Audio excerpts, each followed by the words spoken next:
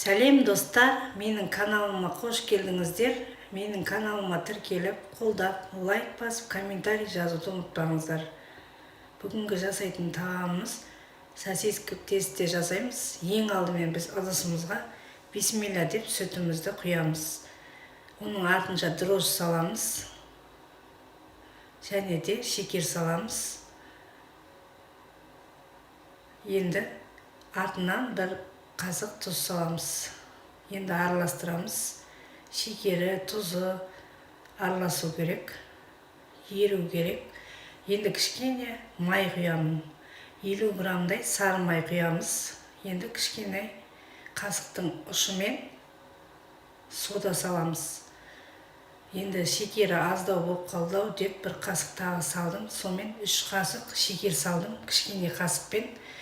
Енді біз араластырып әптен шекері, дрожжы ерігеннен соң біз електен өткізілген ұнымызды саламыз.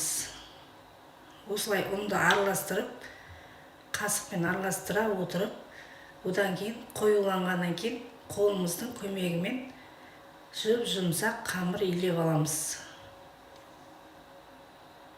Осылай қамырымызды илеп аламыз. Достар, қарап тұрғандарыңыздай жаңағы сүтке илеп алдым қамырды. Бұл қамыр жұмсақ қамыр болып шығады. Осылай енді қамырымыз жұмсақ қамыр иленді. Енді бетін жауып 2-3 сағатқа қойып қоямыз. Енді қамырымыз көтерілді. Оны 2-3 бөлікке бөліп аламыз. Осылай бөліп аламыз. Енді домалақтап қоямыз көтерілуге.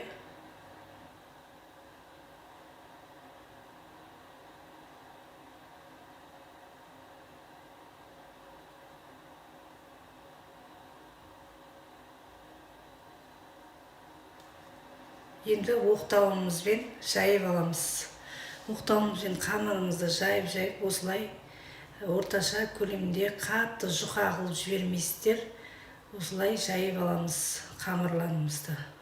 Егер де үлкен қылып жайсаңыздар да болады. Мен кішкене жаямын.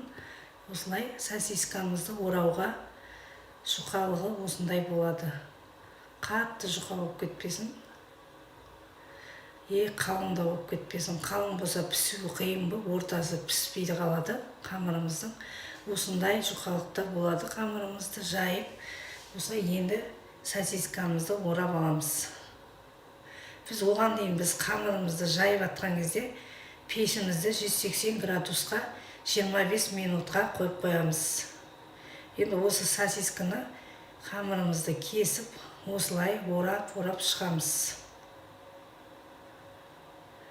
Мен духовканың ыдысын әкеп, осылай орналастырып шығамын сосисканы, оралған сосисканы.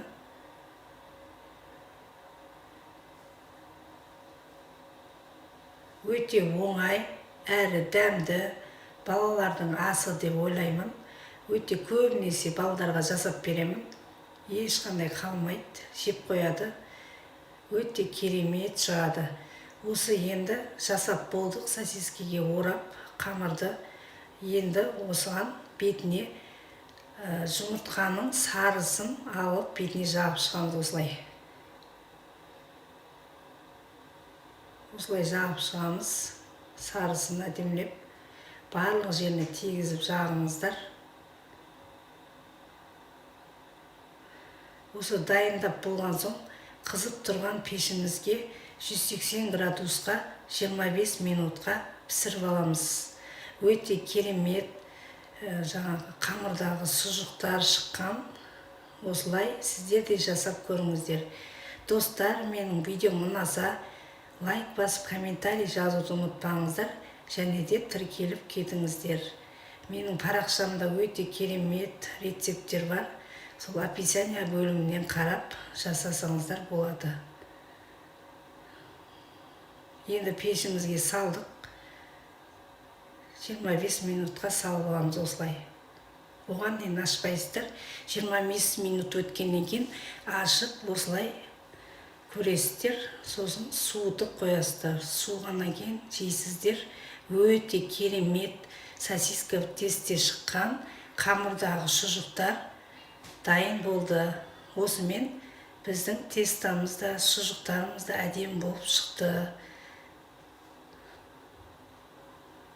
Бізге ас болсын, сіздер де жасап көріп жеңіздер.